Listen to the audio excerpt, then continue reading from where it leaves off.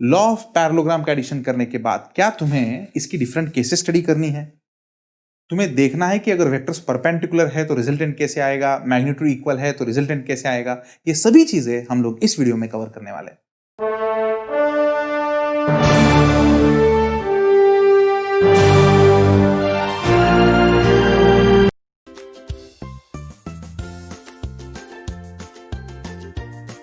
तो कल हम लोगों ने parallelogram law of vector addition देखा और हम लोगों ने उसका फॉर्मूला डिराइव किया। तो फॉर्मूले में अगर हमारे पास दो वेक्टर्स होंगे तो यहां पे ध्यान दो, मेरे पास एक वेक्टर है p वेक्टर, ठीक है, और दूसरा वेक्टर है मेरे पास ये q वेक्टर, और इन दोनों के बीच में एंगल थीटा है, तो मैं इनका रिजल्टेंट फाइंड आउट कर सकता हूं। ये रिजल्टेंट होगा r वेक्टर। इसको लिखा हम लोगों ने ऐसे कि r वेक्टर अगर हमें कैलकुलेट करना है तो वो p और q का रिजल्टेंट होना चाहिए, इसका मतलब p और q का एडिशन होना चाहिए। और इसका मैग्नीट्यूड हम लोगों ने कैलकुलेट किया। सो मैग्नीट्यूड कैलकुलेट करने के लिए हम लोगों ने क्या लिखा, r इक्वल टू, हम लोगों ने ऐसा एज्यूम किया कि सभी मैग्नीट्यूड्स पॉजिटिव है, तो p square plus q square plus यहाँ पे लिखा 2pq cos थीटा, ठीक है ना। ये एक बेसिक अंडरस्टैंडिंग थी, बेसिक फॉर्मूला था जो मैग्नीट्यूड देता था। मैग्नीट्यूड मतलब क्या, इस रिजल्टेंट वेक्टर की लेंथ, और यहाँ पे थीटा मतलब एंगल बिटवीन द वेक्टर्स। लेकिन एंगल बिटवीन द वेक्टर्स कैसे लेना पता है ना, दोनों के दोनों वेक्टर्स को इनिशियल होने चाहिए, एक ही पॉइंट से चालू होने चाहिए, तभी हम लोग एंगल बिटवीन द वेक्टर्स ले सकते हैं। तो ये मैग्नीट्यूड होगा। और डायरेक्शन निकालने के लिए हम लोगों ने और एक फॉर्मूला डिराइव किया, लेकिन डायरेक्शन निकालने का थोड़ा कंफ्यूजिंग था।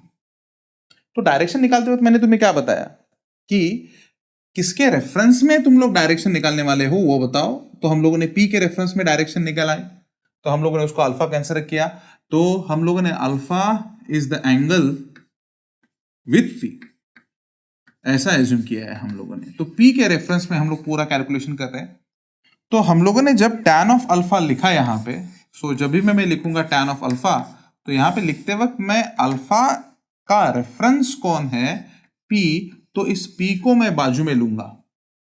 p के साथ साइन थीटा या कॉस थीटा में अटैच नहीं करूंगा, तो ऊपर जब मैं जाऊंगा तो यहाँ पे मैं q साइन थीटा लिखूंगा, sine theta is the angle between the vectors, plus यहाँ पे q कॉस थीटा लिखूंगा, एंड खत्म, मुझे alpha angle made with p मिल जाएगा। सपोज अगर तुम्हें एंगल विथ q निकालना है, तो q निकालने के लिए तुम लोग यहाँ पे एंगल दिखाओगे उसको बीटा, और यहाँ पे मेंशन करोगे beta is angle with q, ऐसा हम लोगों ने बोला। तो q के साथ अगर हमें एंगल निकालना है तो हम लोग लिखेंगे tan ऑफ बीटा का फॉर्मूला लिखेंगे, तो tan बीटा इक्वल टू, अब हमारे पास ऐसे आ जाएगा। अब tan बीटा, तो बीटा किसके साथ है, तो बीटा जिसके साथ है हम लोग उसको बाजू में लेंगे। तो यहाँ पे बीटा q के साथ है, तो हम लोगों ने q को बाजू में लिया था, एंड बाद में ऊपर p साइन थीटा ऐसा लिखा था, एंड प्लस यहाँ पे p cos थीटा ऐसा लिखा था। एंड इस तरह से हम लोगों ने वेक्टर एडिशन यूजिंग पैरेललोग्राम सीखा था, है ना। लेकिन होता क्या है कि इस प्रॉब्लम के बहुत सारे केसेस हैं। अभी कौन कौन से केसेस हैं, तो देखो केस नंबर 1 में कंसिडर करता हूं, केस फर्स्ट, ठीक है। ये बहुत बार हमारे पास एग्जांपल में आते हैं, ऐसी केस वैसी केस क्या क्या कुछ। तो इसके लिए हमें पूरे के पूरे केसेस के लिए प्रिपेयर होना चाहिए। तो सबसे पहली बात जो मैं तुमको बताऊंगा, when two vectors are parallel to each other, for parallel vectors. अभी वेक्टर्स पैरेलल है, इससे क्या समझे, वेक्टर्स पैरेलल है इससे तुम लोग ये समझते हो कि दोनों में एंगल जीरो है, और दोनों में एंगल अगर जीरो है तो हम लोग ऐसा लिखेंगे यहाँ पे, तो ये p वेक्टर हो गया मेरे पास, यहाँ पे ये q वेक्टर हो गया। दोनों का मैग्नीट्यूड डिफरेंट रहने दो, लेकिन दोनों पैरेलल है, तो दोनों के बीच में एंगल थीटा इक्वल टू 0। ये इंपॉर्टेंट पॉइंट है। और यहाँ पे अगर हम लोग साइन थीटा का वैल्यू लिखेंगे तो साइन ऑफ 0, इसलिए हम लोग यहाँ पे लिख सकते हैं 0, क्योंकि थीटा की वैल्यू पैरेलल वेक्टर्स के लिए 0 है। अब ये दोनों के दोनों हम लोग वहां पे सब्स्टिट्यूट करेंगे। तो इसका मतलब अगर मुझे मैग्नीट्यूड निकालना है r, तो इसका मतलब आ जाएगा मेरे पास स्क्वायर रूट। अब मैं लिखूंगा p square plus q square plus 2pq, and यहाँ पे cos ऑफ थीटा के लिए हम लोग यहाँ पे लिखेंगे 0। लेकिन हम सब लोग जानते हैं कि cos ऑफ 0 है ना, ये इस cos ऑफ 0 का वैल्यू कितना है, तो 1 है। और cos ऑफ 0 का वैल्यू अगर 1 है तो मेरे पास ये इक्वेशन ऐसे बनेगा, स्क्वायर रूट ऑफ क्या बनेगा भाई साहब, P square plus Q square ऐसा बनेगा, प्लस यहाँ पे 2pq ऐसे बनेगा, cos ऑफ 0 1 है यहाँ पे, और यहाँ पे ये ऐसे दिख रहा है a square plus B square plus 2ab, तो इसका मतलब हम लोग इसको ऐसे लिख सकते हैं, स्क्वायर रूट ऑफ, मैं इसको लिख सकता हूँ p प्लस क्यू का complete square and that is value of r बराबर। r की वैल्यू तो हमेशा पॉजिटिव ही आनी चाहिए क्योंकि r ये मैग्नीट्यूड है। अब अगर तुम लोग कैलकुलेट करो तो यहाँ पे तुम्हारे पास r रिजल्टेंट तुम लोग लिख सकते हो, तो what is the resultant of these two vectors, r equal to p plus Q. इसका मतलब अगर हमारे पास दो वेक्टर्स हैं और दोनों वेक्टर्स एक दूसरे को पैरेलल हैं तो उनका रिजल्टेंट हम लोग डायरेक्टली कैलकुलेट कर सकते हैं। कैसे? मैग्नीट्यूड का एडिशन कर दो। हर बार मैग्नीट्यूड का एडिशन नहीं कर सकते, अगर वेक्टर्स पैरेलल है तो ही मैग्नीट्यूड का एडिशन कर सकते हैं, अन्यथा नहीं।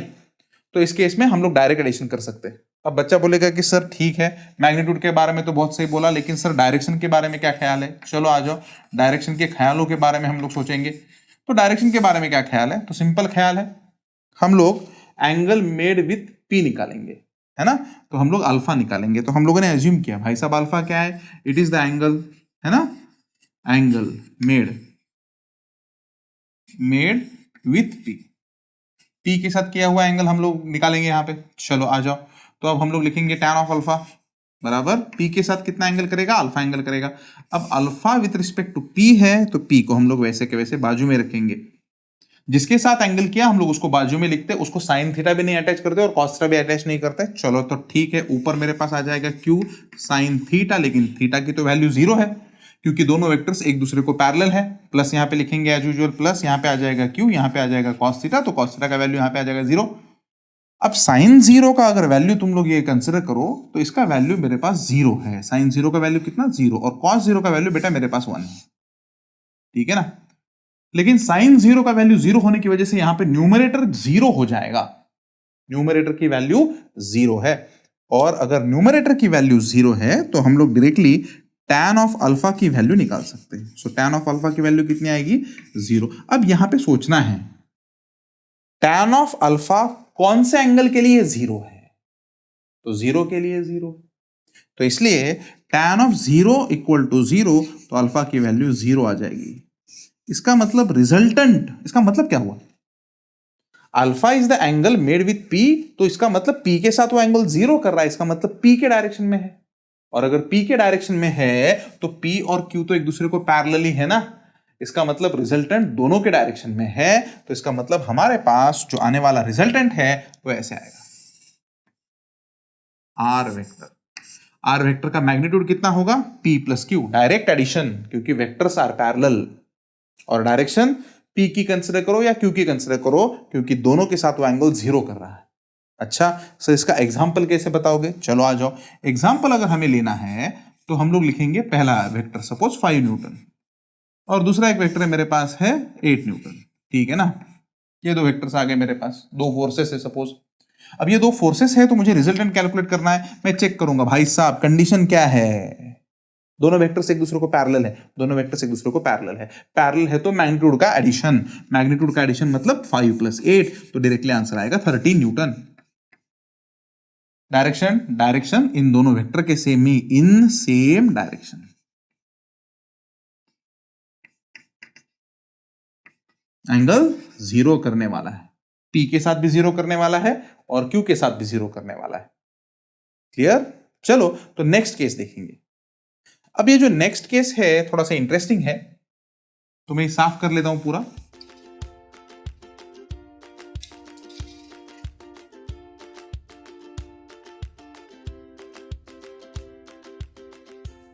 नेक्स्ट केस, तो केस नंबर 2 के बारे में हम लोग चर्चा करने वाले हैं। चलो आ जाओ। If the vectors are anti parallel,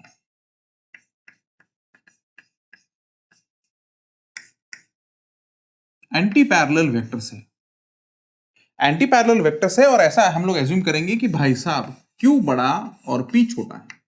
Q कौन सा है, बड़ा वेक्टर है, इसका मैग्नीट्यूड बड़ा है, और P छोटा वेक्टर है, इसका मैग्नीट्यूड छोटा है, ठीक है। तो दो वेक्टर्स हमारे पास एंटी पैरेलल हैं। एंटी पैरेलल इसका मतलब कैसे बेटा, ये देखिए यहां पे आ गया ये P वेक्टर है ना, और दूसरा वेक्टर जो आ गया ये Q वेक्टर मेरे पास ऐसे आया। बराबर। तो इन दोनों का हमें एडिशन कैलकुलेट करना है, मतलब रिजल्टेंट कैलकुलेट करना है।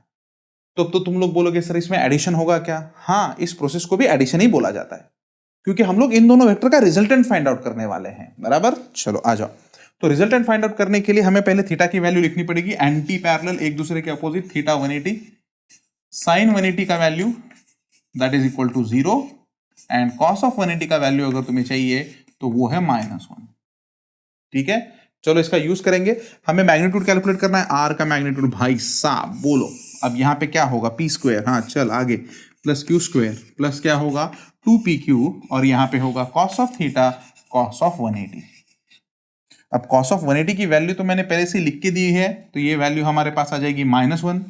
तो यहाँ पे सब्स्टिट्यूट करो, तो इसका मतलब यहाँ पे स्क्वायर रूट में आ जाएगा, क्या आ जाएगा, P square plus Q square minus 2pq and cos का वैल्यू मैंने -1 रखा इसलिए माइनस लिया। अब ये कैसा है देखो, a square plus B square minus 2ab, इसका मतलब ये कैसा आ जाएगा, स्क्वायर रूट ऑफ, है ना, q माइनस पी का स्क्वायर। अब तुम बोलोगे क्या सर आप p माइनस क्यू लिख सकते हो, कुछ भी लिखा तो चलेगा, q माइनस पी लिखो या p माइनस क्यू लिखो, कोई फर्क नहीं पड़ता। फिर आपने p माइनस क्यू नहीं लिखा, क्योंकि मुझे पहले से ही पता है कि q बड़ा है, तो q अगर बड़ा है तो मैं बड़े में से ही छोटा माइनस करूंगा, क्योंकि मेरे पास आने वाला मैग्नीट्यूड पॉजिटिव आना चाहिए, ये एक लॉजिक है। तो इसका मतलब अगर r की वैल्यू अगर हम लोग कैलकुलेट करेंगे तो r की वैल्यू मेरे पास आ जाएगी q minus P, this is the value of r। तो रिजल्टेंट आ गया। तो अगर दो वेक्टर्स एक दूसरे के अपोजिट हैं या एंटी पैरेलल हैं, तो उन दोनों वेक्टर का रिजल्टेंट निकालने के लिए क्या होगा, बड़े वेक्टर में से छोटे को माइनस करना पड़ेगा, बराबर। तो किसका मैग्नीट्यूड है बड़ा, चेक करो। सर अगर इक्वल हुआ तो आंसर 0 ही आएगा ना बे, इक्वल हुआ तो आंसर डायरेक्टली 0, लेकिन बड़े में से छोटे को हमको माइनस करना पड़ेगा, क्लियर। तो अब इसका अगर हम लोग देखें डायरेक्शन, तो इसका डायरेक्शन कैसे कैलकुलेट कर सकते हैं, आ जाओ। तो let us talk about direction. तो डायरेक्शन कैसे कैलकुलेट करेंगे, वैसे एज्यूम करेंगे हमेशा की तरह अल्फा इज एंगल, है ना, it is the angle with P. तो पी के साथ हम लोगों ने एंगल कंसिडर किया अल्फा, बराबर। तो चलो इसको सॉल्व करेंगे। तो अब लिखेंगे हम लोग tan of alpha equal to, जिसके साथ एंगल किया, तो अल्फा किसके साथ एंगल किया हुआ है, पी के साथ एंगल किया हुआ है, तो पी को बाजू में ले लो, यहां पे ऊपर रहेगा q, यहां पे साइन ऑफ 180, ठीक है, एंड प्लस यहां पे q कॉस ऑफ 180, बराबर। साइन ऑफ 180 की वैल्यू 0 है, मैंने बताई थी, तो यहां पे ये वैल्यू आ जाएगी 0। कॉस ऑफ 180 की वैल्यू मेरे पास -1 है, लेकिन यहां पे न्यूमरेटर 0 है, इसका मतलब यहां पे tan ऑफ अल्फा की वैल्यू मेरे पास आ जाएगी 0, अल्फा इक्वल टू 0, है ना। ये कंक्लूजन निकालने वाला गलत है। tan अल्फा की वैल्यू 0 बहुत सारे एंगल्स के लिए है। तो पिछले एग्जांपल में तो आपने नहीं बताया था क्योंकि जरूरत नहीं पड़ी, इस एग्जांपल में उस कॉन्सेप्ट की जरूरत है। tan ऑफ अल्फा की वैल्यू 0 बहुत सारे एंगल्स के लिए है, जो भी एंगल्स 180 के मल्टीपल में है उन सब के लिए tan की वैल्यू 0 ही है। इसका मतलब tan अल्फा 0 किसके लिए आएगा, अल्फा 0 कंसिडर करो, अल्फा 180 कंसिडर करो, 360 कंसिडर करो एंड सो ऑन, 180 के सभी मल्टीपल के लिए tan अल्फा की वैल्यू 0 है। तो सर अब हमें कैसे पता कि कौन सा वैल्यू सही है, लॉजिक यूज करना है। अब सोचना, सोच अभी सोचना है, क्या सोचना है। सपोज मान लो कि मेरे पास एक छोटा सा फोर्स है इधर 1 न्यूटन, और एक बड़ा सा फोर्स है इधर, है ना, ये वाला 100 न्यूटन। और अगर हम लोगों ने बॉडी रखी यहां पे, बॉडी किधर जाएगी, है ना, यहां पे ऐसे बॉडी बिल्डर धक्का दे रहा है इधर से, और यहां पे एक छोटा सा बच्चा है धक्का दे रहा है, कौन धक्के में कौन जीतेगा, किसका फोर्स ज्यादा होगा, 100 न्यूटन। इसका मतलब वो बॉडी 100 न्यूटन के डायरेक्शन में जाएगी, इसका मतलब इन दोनों का रिजल्टेंट इधर होगा। अरे बराबर है ना। तो इसका मतलब कौन जीतता है, जिसका मैग्नीट्यूड ज्यादा होता है। तो ये जो रिजल्टेंट है ना, बहुत ही कमीनी चीज है दोस्तों। ये रिजल्टेंट बहुत ही कमीनी चीज है। जिधर ज्यादा मैग्नीट्यूड उधर झुकता है। कैसा? जिधर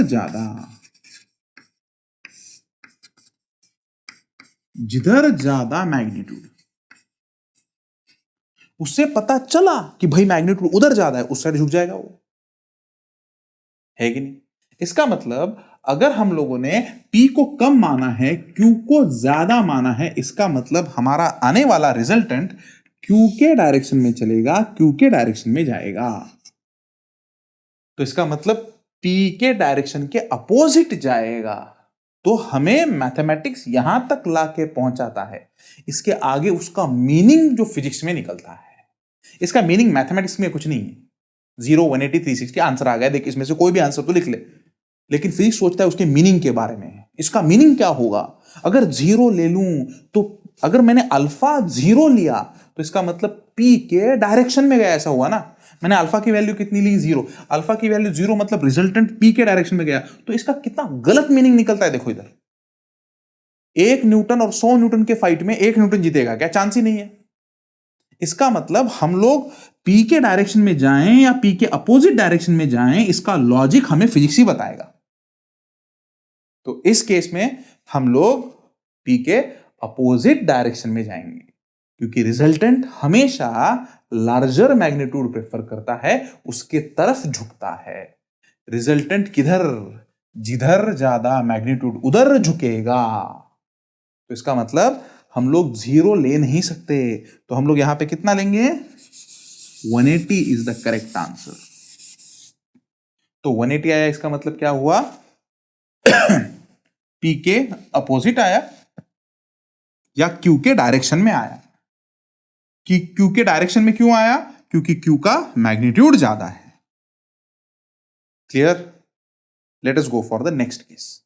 अच्छा, तो इस केस में क्या होगा सर? इस केस में हमें अगर रिजल्टेंट निकालना है तो रिजल्टेंट कितना आएगा भाई साहब? 100 माइनस 1। तो 100 माइनस 1 मतलब कितना? रिजल्टेंट 99। मैंने डायरेक्ट माइनस क्यों किया सर? दोनों एक दूसरे के अपोजिट है, इसलिए माइनस। और किसके डायरेक्शन में? ज्यादा वाले के डायरेक्शन में। हम ऐसे ही याद रखेंगे, हम ना P याद रखेंगे ना हम Q याद रखेंगे। हम लोग क्या सोचेंगे? जिधर ज्यादा मैग्नीट्यूड है उसकी तरफ झुकेगा, उसके डायरेक्शन में जाएगा। Late us go for the next case.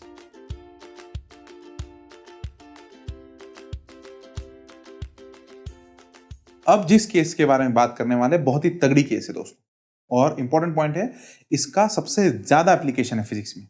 तो आइए ये कौन सी केस है अपन देखेंगे, राइट? तो दिस इज केस नंबर 3, एकदम तगड़ी केस, केस नंबर 3, बढ़िया केस एकदम, ठीक है। और इसको हम लोग बोलेंगे vectors having equal magnitude.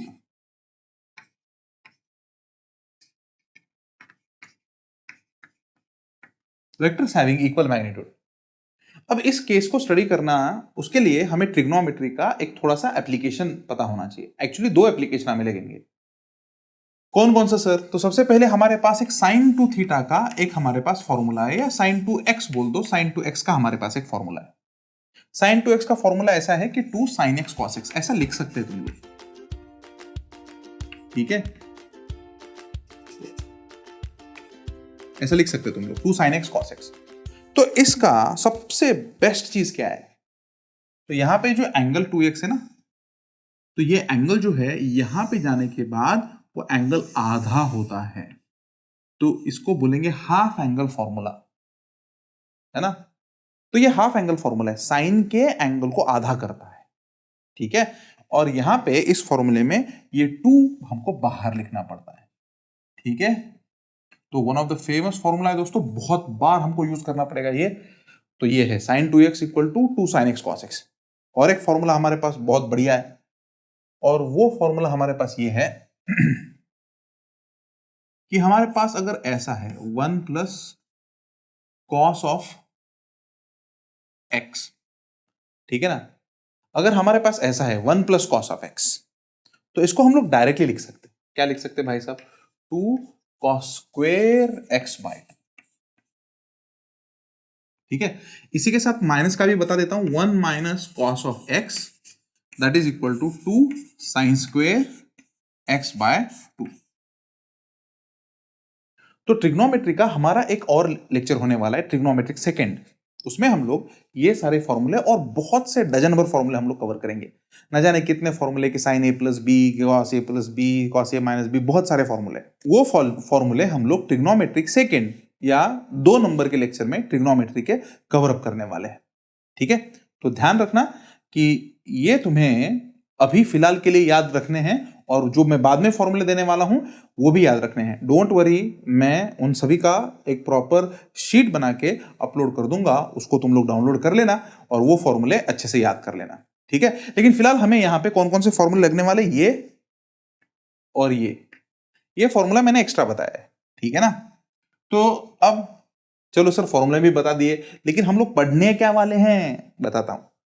Equal magnitude अगर वेक्टर्स का हो, मतलब अगर मेरे पास एक वेक्टर है, सपोज मान लो ये वेक्टर है मेरे पास p, इसका मैग्नीट्यूड p है, p वेक्टर, और ऐसा ही दूसरा वेक्टर है सेम इक्वल मैग्नीट्यूड का p वेक्टर, लेकिन डायरेक्शन उसकी सेम नहीं है।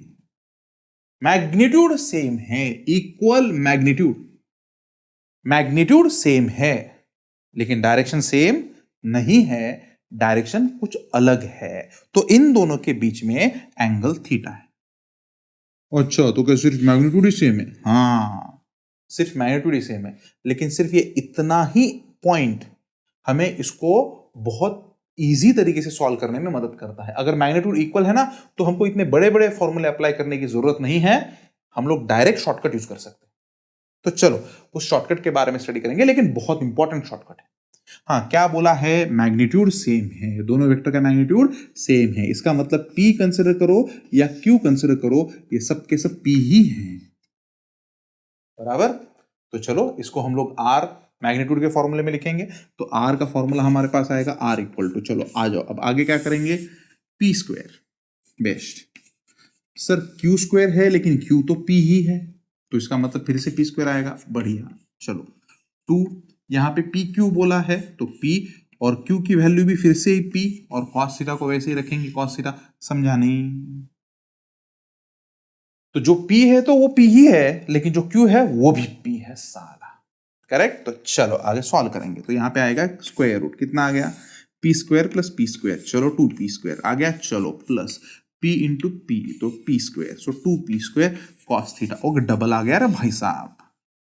देखो इधर भी 2P स्क्वायर, इधर भी 2P स्क्वायर, तो कॉमन निकाल सकते हैं, चलिए आइए कॉमन निकालेंगे।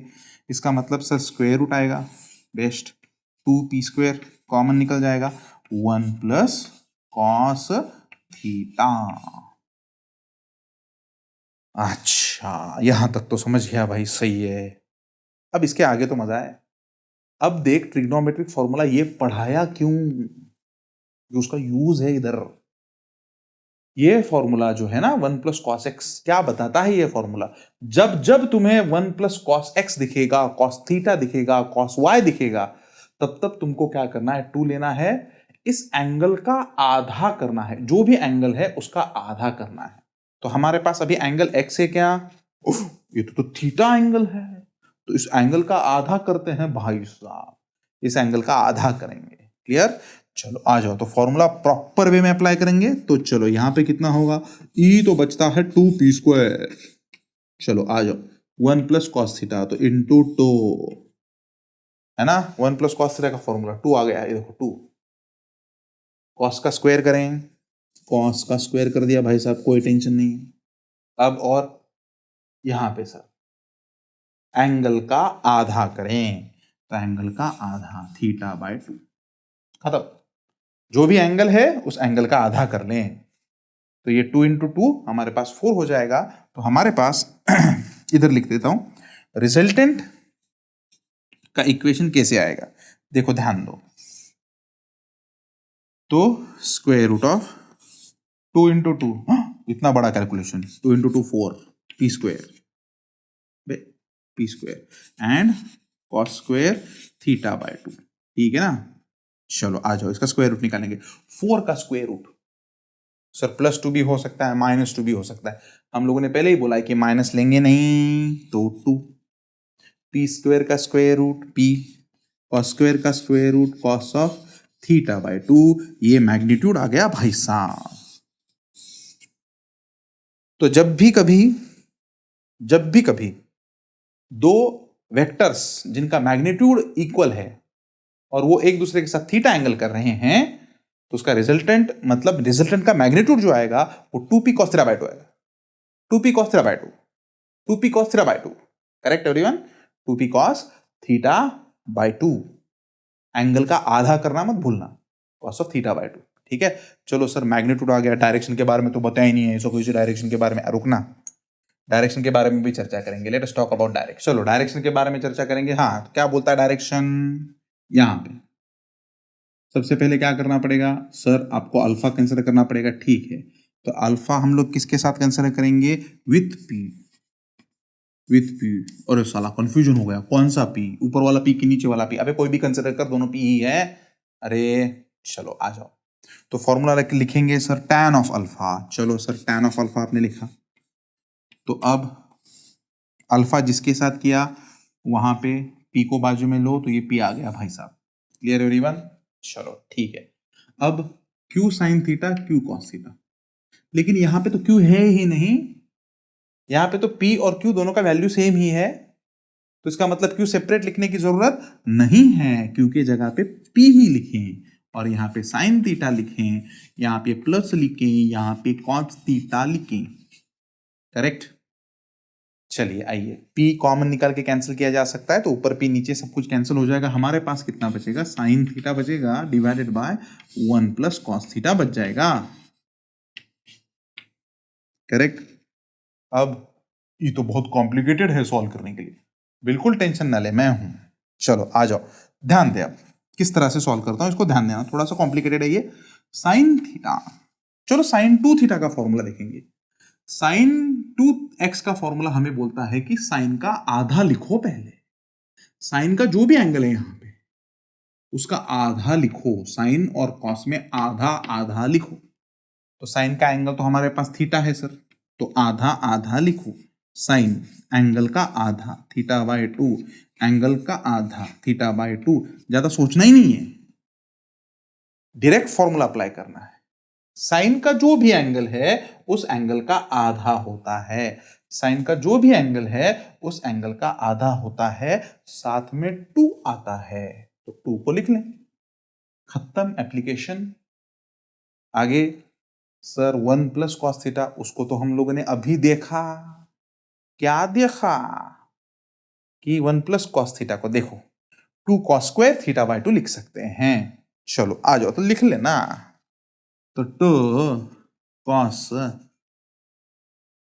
थीटा बाय 2 इसका स्क्वायर बराबर, तो यहां पे 2 कॉस स्क्वायर थीटा बाय 2 ऐसे स्क्वायर करना पड़ेगा।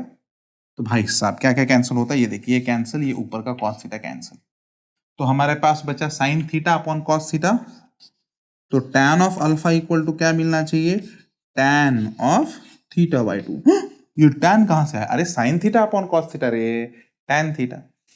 देख अब इधर भी tan है इधर भी tan है, अगर दोनों तरफ tan है तो हम लोग अल्फा की वैल्यू डायरेक्टली लिख सकते हैं ना, कितना है? Theta by 2।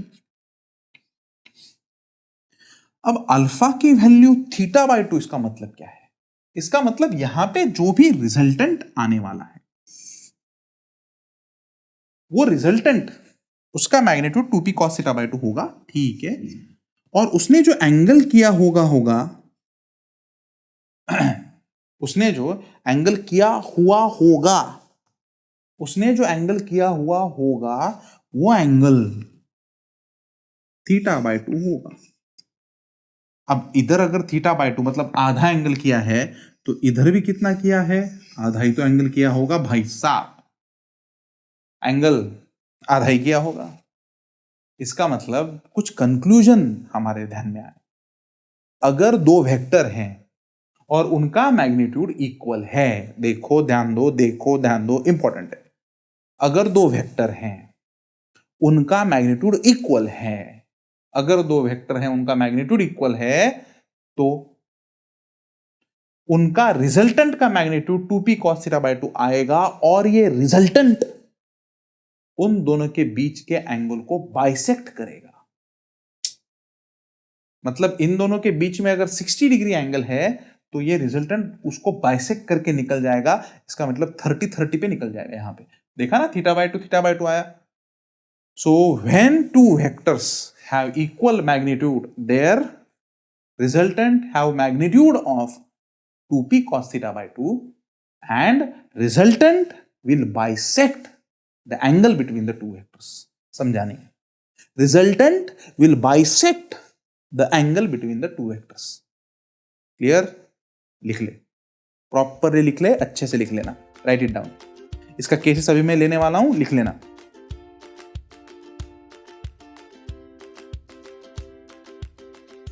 बहुत इंपॉर्टेंट केस देखिए दोस्तों, हम लोगों ने अभी इक्वल मैग्नीट्यूड की, इसकी इक्वल मैग्नीट्यूड की। चलो आ जाओ।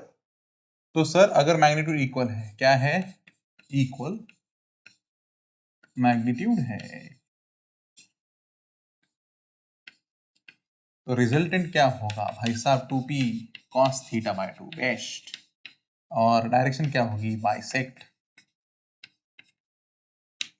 बाइसेक्ट करेगा, बाइसेक्टर होगा, है कि नहीं? चलो आ जाओ। तो सर मस्त, मुझे अभी ये फॉर्मूला यूज करना है। यहाँ पे ये 4 है, ये 6 अप्लाई करूं क्या फॉर्मूला? मस्त ऐसा बाइसेक्टर, हाँ आराम से, उसमें क्या है? यहाँ पे मैग्नीट्यूड सेम है क्या भाई? 4 और 6 मैग्नीट्यूड सेम दिख रहा है क्या इधर? तो अप्लाई करेगा क्या ये फॉर्मूला? 4 और 6 में मैग्नीट्यूड अलग अलग हैं, तो अप्लाई नहीं कर सकते क्या सर? आप तो ऐसा बोलते, अरे हाँ मैग्नीट्यूड अलग अलग हैं तो नहीं अप्लाई कर सकते। हाँ अगर ये ऐसे होता, 4 4 4 न्यूटन 4 न्यूटन, अब अप्लाई कर सकते, क्योंकि दोनों का मैग्नीट्यूड सेम है, ठीक है। और यहां पे आने वाला रिजल्टेंट राइट ऐसा बाइसेक्ट करेगा, देखिए यहां पे बाइसेक्ट करेगा, इधर बाइसेक्ट करेगा क्या? नहीं। अच्छा अल्टीमेट क्वेश्चन पूछूं? अच्छा, किधर झुकेगा रिजल्टेंट? किसकी साइड होगा?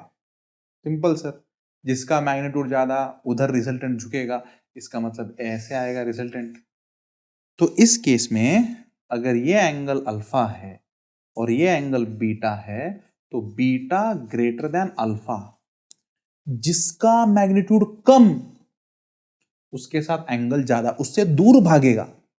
जिसका मैग्नीट्यूड कम तो उसके साथ एंगल ज्यादा, इसका मतलब उससे दूर भागने वाला है, उससे दूर जाने वाला है। इसलिए यहां पे बीटा का वैल्यू ज्यादा होगा, because beta is the angle made with 4, magnitude come. Alpha is the angle made with 6, तो 6 के पास में जाएगा। रिजल्टेंट उधर ही जाता है जिधर मैग्नीट्यूड होता है, जिधर माल होता है। करेक्ट, माल मतलब हम लोग मैग्नीट्यूड बोल रहे हैं, तो जिधर ज्यादा माल है उधर ही रिजल्टेंट है, बराबर। चलो आ जाओ। तो इस फॉर्मूले के भी कुछ मुझे केसेस लेने हैं, ठीक है। चलो आ जाओ। तो कुछ केसेस में यहां पे लेता हूं, देखते हैं तुम लोग कैसे करते हो। ये मेरे पास P, यहाँ पे मेरे पास मैग्नीट्यूड P, दोनों के बीच में एंगल 60। ये मेरे पास ऐसे और ये ऐसे, ये ऐसे, ये P एंगल 60। यहाँ पे मेरे पास ये ऐसे और ये ऐसे, ये P है, ये P है, एंगल 120। 3 केसेस बस हो गए भाई साहब। चलो आ जाओ, इसको सॉल्व करेंगे। मैग्नीट्यूड सेम है क्या? हाँ, तो अप्लाई कर फॉर्मूला। रिजल्टेंट इक्वल टू कितना आएगा? 2p cos ऑफ θ/2 θ/2 θ/2 θ/2, इसका मतलब 60/2। समझा नहीं? अब 60/2, हाँ कितना? 30, बेस्ट। यहाँ पे कितना होगा? 2p cos 30। cos 30 की वैल्यू जानते हो क्या सब लोग? बराबर, तो √3/2। 2 विल गेट कैंसल, तो अपने पास कितना आएगा? √3p। यहां पे अच्छा √3p आया, ये क्या है? Magnitude, direction. मस्त बाइसेक्टर निकालना है यहाँ पे, ये ले, ये और ये एंगल इक्वल, यहां पे भी 30, यहां पे भी 30, करेक्ट। चलो आगे इधर। सर रिजल्टेंट निकालना है, फॉर्मूला वही 2p, मैग्नीट्यूड सेम है, cos ऑफ कितना? cos ऑफ 90/2, 90/2 मतलब 45। सो cos ऑफ हम लोग लिख सकते हैं 45। 45 की वैल्यू हमारे पास है 2p 1/√2, है कि नहीं? बराबर।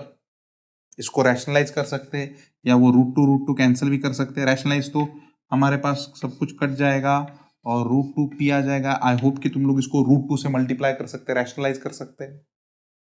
तो रूट टू से मल्टीप्लाई किया नीचे और ऊपर, तो ये 2 और ये कट जाएगा तो रूट टू पी आ जाएगा। क्लियर। और यहां पे भी तुम लोग मस्त एंगल बाइसेक्टर निकाल सकते हो ऐसे।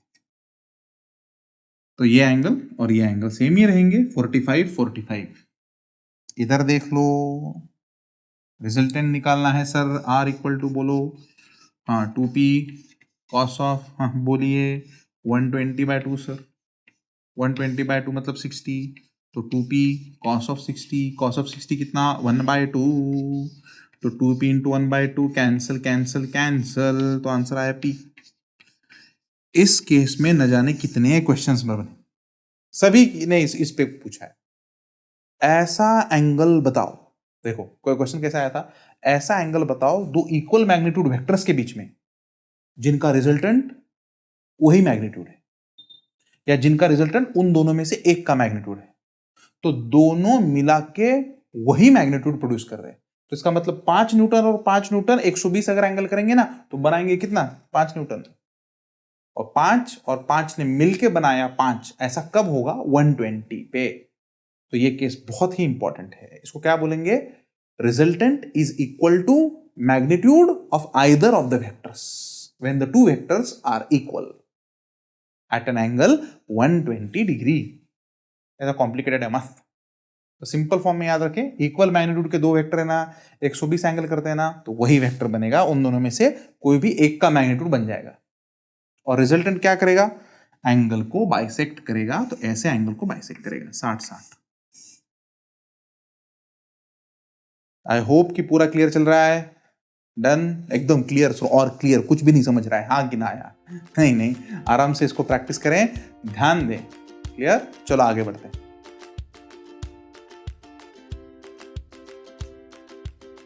चलो आ जाओ, तो let us go for the next case, that is case number 4। और केस नंबर 4 हमें क्या बताती है, if vectors are perpendicular, vectors एक दूसरे के साथ अगर 90 डिग्री एंगल करते हैं, अभी इक्वल नहीं है, इक्वल का हो गया, 90 डिग्री एंगल करते हैं, तो 90 डिग्री एंगल करते हैं तो दिखेंगे कैसे, ऐसे। तो ये आ गया P, ये आ गया भाई साहब Q। इक्वल मैग्नीट्यूड नहीं है, बेवकूफ की तरह इक्वल मैग्नीट्यूड मत ले लेना अभी, ठीक है ना। अब ये तो मत करना, अरे सर ने मेरे को बेवकूफ बोला, अब तो बात खत्म हो गई, अरे हाँ कि ना यार, बराबर। तो दोनों वेक्टर एक दूसरे को कैसे, परपेंडिकुलर, मुझे जो लगता है मैं सीधा बोल देता हूँ भाई साहब, ठीक है। तो अब ध्यान देना इधर, ठीक है। चलो आ जाओ, अच्छा वेक्टर्स आर परपेंडिकुलर है क्या, चलो तो थीटा कितना आ गया 90, समझा ही नहीं, दोनों एक दूसरे के साथ परपेंडिकुलर है। चलो साइन 90 पता तो है ना, साइन 91 है सर, कॉस 90 लगने वाला है 0, बराबर। पहले कंफ्यूजन खत्म करें, क्योंकि ये पता नहीं है तो आगे का ही सॉल्व नहीं कर सकते। क्लियर, चलो आ जाओ, रिजल्टेंट कैलकुलेट करेंगे, R equal to square root of ले लेंगे, मस्त, P square plus Q square plus 2pq cos theta. Cos theta दोनों के बीच में एंगल कितना 90, तो चलो आ जाओ, कॉस 90 का वैल्यू 0, तो ये टर्म निकल जाएगी। तो मेरे पास रिजल्टेंट का मैग्नीट्यूड कितना आ गया, चलिए सर कितना, P square plus Q square, या इसका अगर तुम लोग स्क्वायर करो ना तो इसको पाइथागोरस थ्योरम भी बोल सकते हो तुम लोग। देखो R square equal to P square plus Q square, है ना। और अगर डायरेक्शन निकालनी है तो चलो, डायरेक्शन हमेशा की प्रोसीजर, डायरेक्शन मुझे निकालनी है। डायरेक्शन निकालने के लिए मैं अल्फा कंसिडर करूंगा बड़े वेक्टर के साथ, अल्फा विथ पी, यहाँ पे पी बड़ा वेक्टर हम लोगों ने मान लिया है, ठीक है ना। तो चलो टैन ऑफ अल्फा का वैल्यू लिखेंगे, टैन ऑफ अल्फा क्या फॉर्मूला है सर, जिसको रेफरेंस माना उसको बाजू में लो पी, ऊपर तो क्यू बच गया सर, और ये साइन 90 बचा ऊपर, और यहाँ पे प्लस क्यू कॉस 90 बच गया। कॉस 90 की वैल्यू तो हम सब लोग जानते हैं कितनी है 0, साइन 90 की वैल्यू 1, तो टैन ऑफ अल्फा बोलो क्या आएगा, Q डिवाइडेड बाई P, है ना। तो Q बाई P, तो बड़े के साथ, इसको बड़ा है ना, हम लोगों ने बड़ा वेक्टर माना है ना ये, तो बड़े के साथ अगर एंगल निकालना है, मैं इसको ऐसे याद रखता हूं, बड़े के साथ अगर एंगल निकालना है तो छोटे को ऊपर बुलाओ, तो छोटा बाय बड़ा। अब वो बच्चे बोलेंगे सर अगर छोटे के साथ एंगल निकालना है तो बड़े को ऊपर बुलाओ, समझा?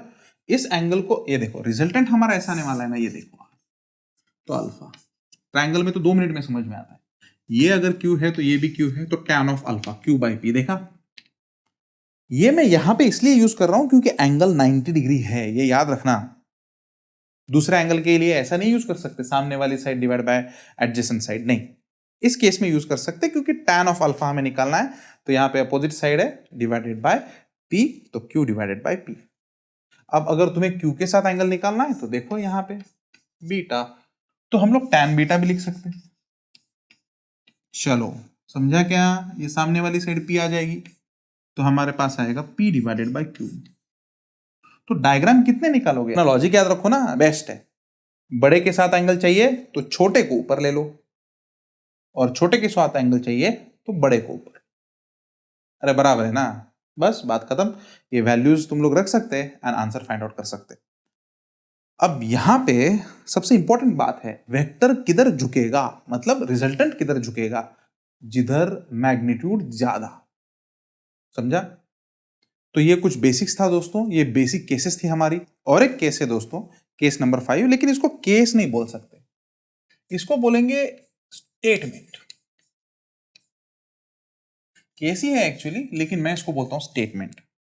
बहुत बार ये स्टेटमेंट हमें प्रॉब्लम्स में देखने को मिलता है, बहुत बार।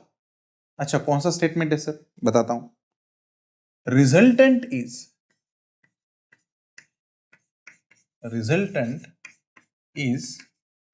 perpendicular to smaller vector।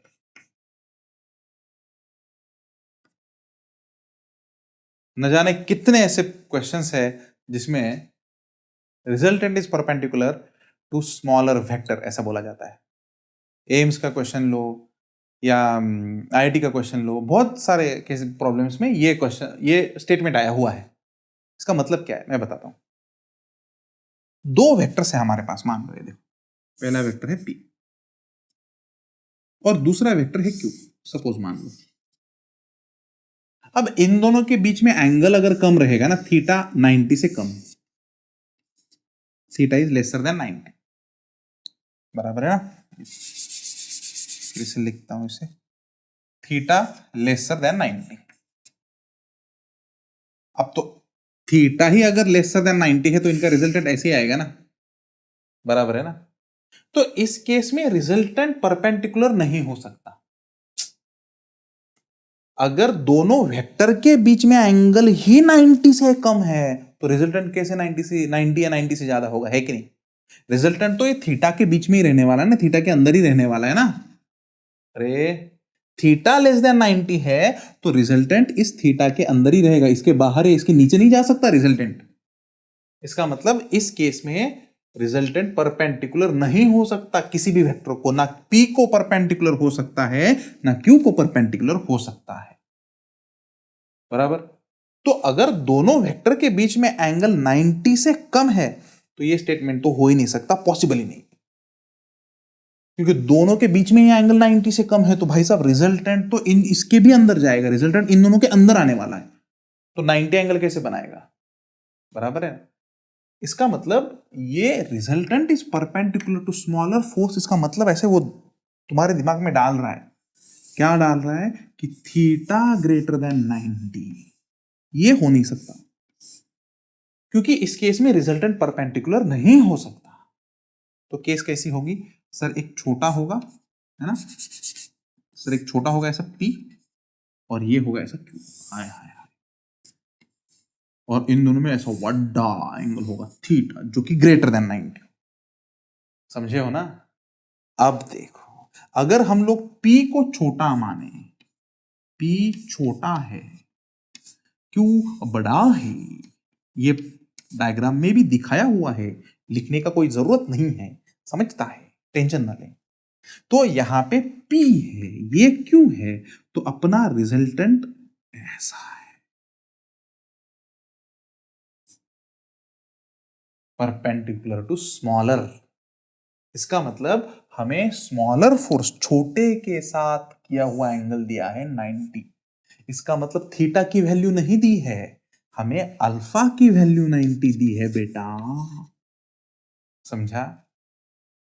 Theta 90 नहीं है, रिजल्टेंट ने किया हुआ एंगल है ये, और थीटा दोनों वेक्टर का एंगल है। Theta is the angle between the vectors. Here resultant is perpendicular to smaller vector. इसका मतलब अल्फा का वैल्यू दिया है, तो tan ऑफ अल्फा लिख लेना। तो ये इंपॉर्टेंट केस है, इक्वल टू जिसके साथ एंगल किया है उसको बाजू में लेना है p, यहां पे लिखना है q साइन थीटा, यहां पे लिखना है q कॉस थीटा, ऐसे।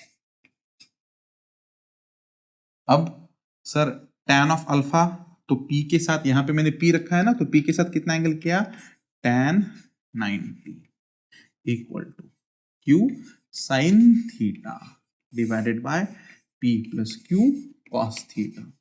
लेकिन गड़बड़ हो गई सर, यहां पे क्या गड़बड़ हुई? अरे tan 90 की वैल्यू कितनी है सर? नॉट डिफाइंड, मतलब इनफाइनाइट है वो वैल्यू। और इनफाइनाइट कब आ सकती? इनफाइनाइट है ना, मैथमेटिक्स ने इनफाइनाइट बोला ना, तो मैथमेटिक्स इनफाइनाइट बोल के रुक गया वहां पे, लेकिन फिजिक्स अब उसके बारे में सोचेगा। इनफाइनाइट है क्या? तो इनफाइनाइट का मतलब क्या है? तो कोई भी चीज इनफाइनाइट कब आएगी? अगर उसका डिनोमिनेटर 0 होगा। ऐसा कब हो सकता है? tan इंफिनिटी की वैल्यू, tan 90 की वैल्यू इंफिनिटी आई, tan 90 की वैल्यू इंफिनिटी आई, लेकिन ऐसा कब हो सकता है? जब किसी भी चीज को 0 से डिवाइड किया जाए, बराबर। तो ये चीज, इसका मीनिंग क्या हुआ? ये चीज जो है p plus Q cos theta, ये चीज 0 होनी चाहिए थी, तो कॉस थीटा का वैल्यू दिया है इसने माइनस p डिवाइडेड बाय, तो ये एंगल ही दिया है उसने डायरेक्ट। थीटा कॉस थीटा मतलब theta is the angle between the vectors ना, तो यहां से एंगल बिटवीन द वेक्टर्स निकाल सकते हैं हम लोग डायरेक्ट। और कॉस थीटा की वैल्यू कैसे याद रखें? माइनस छोटा बाय बड़ा, क्योंकि यहां पे उसने बोला है स्मॉलर के साथ परपेंडिकुलर है, तो कॉस थीटा की वैल्यू हम लोग लिख सकते हैं माइनस छोटा बाय बड़ा।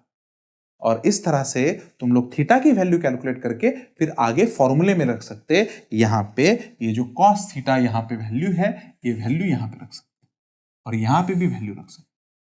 आज के लेक्चर में हम लोगों ने पैरेललोग्राम के बहुत सारे केसेस देखे हैं, और उसका सबसे इंपॉर्टेंट केस जो हम लोगों ने देखा वो देखा इक्वल मैग्नीट्यूड का, उसे भी रिवाइज करें, एंड बाकी परपेंडिकुलर की केसेस भी रिवाइज करें। और एक हम लोगों ने बात सीखी है कि रिजल्टेंट जिधर माल है उधर शिफ्ट होता है, इसका मतलब जिधर ज्यादा मैग्नीट्यूड है उधर शिफ्ट होता है, उधर का एंगल कम होता है। तो इन चीजों को अच्छे से रिवाइज करें, नोट्स बनाएं। कल के लेक्चर में हम लोग इसके ऊपर बढ़िया बढ़िया क्वेश्चंस देखने वाले, अल्टीमेट क्वेश्चंस कुछ देखने वाले। और ये वाली चीज भी बहुत इंपॉर्टेंट है, ये एग्जाम में आने वाले स्टेटमेंट है, एग्जाम में आने वाला क्वेश्चन है। आई होप कि तुम लोग इसको अच्छे से लिख रहे हो और इसको तुम लोग बुक में ऐड कर रहे हो।